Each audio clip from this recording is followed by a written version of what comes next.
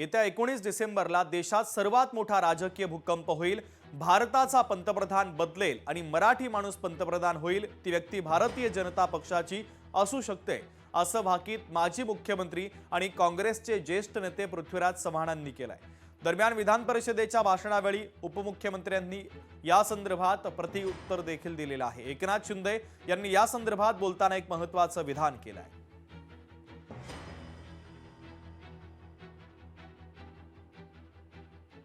मी म्हटलं की कदाचित महिनाभरात मराठी माणूस भारताचा पंतप्रधान होईल।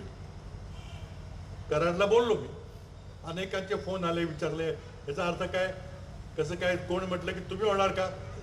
की अमेरिकेत एप्स्टीन नावाचा एक माणूस होता, इस्रायलचा गुप्तहेर होता, विविध प्रासादामध्ये मोठ्या मोठ्या हिमल्यामध्ये बंगल्यामध्ये सगळे कॅमेरे ठेवून व्हिडिओ करून सगळ्या बड्या बड्या मोठ्या लोकांची छायाचित्रण केलेली आहे। ती सगळी छायाचित्रणं, ते सगळे फोटोग्राफ अमेरिकन संसद कायदा करून एका महिन्याच्या आत म्हणजे 19 डिसेंबरला जाहीर करणार आहेत।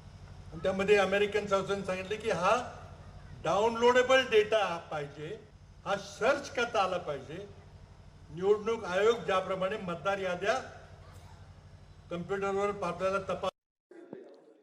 शशिकांत जी, आमचा अजेंडा खुर्ची नाही आहे।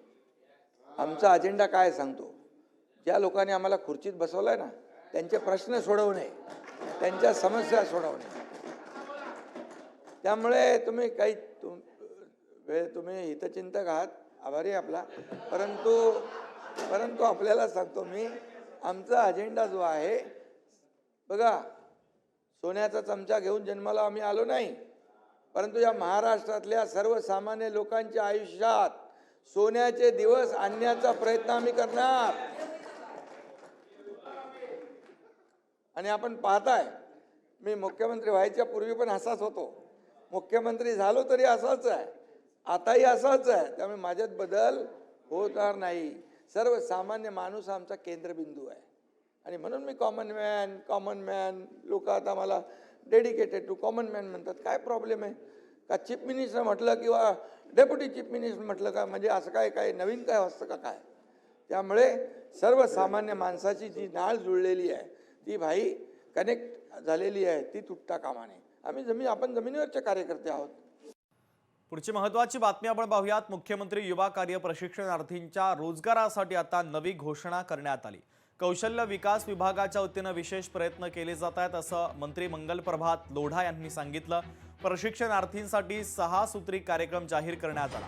ITI मध्ये प्रशिक्षण देऊन खासगी उद्योगातही प्राधान्य देणारे कौशल्य विभागाच्या अंतर्गत राज्यामध्ये सुरू असलेल्या मुख्यमंत्री युवा कार्य प्रशिक्षण योजनेच्या प्रशिक्षणार्थींना रोजगाराची मोठ्या प्रमाणात आता संधी उपलब्ध करून देण्यासाठी सरकारच्या माध्यमातून विशेष प्रयत्न केले जात आहेत।